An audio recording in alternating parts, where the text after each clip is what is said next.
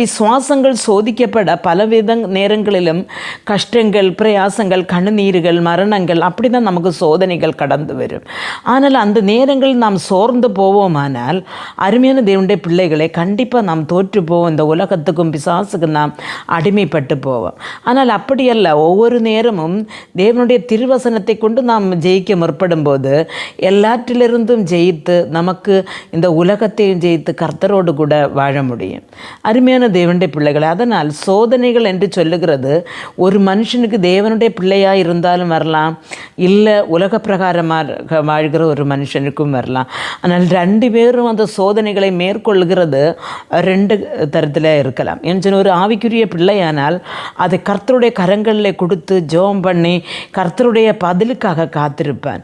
ஆனால் உலக பிரகாரமாக வாழ்கிற ஒரு மனுஷனானால் அந்த சோதனை சமயத்திலே சோர்ந்து போய்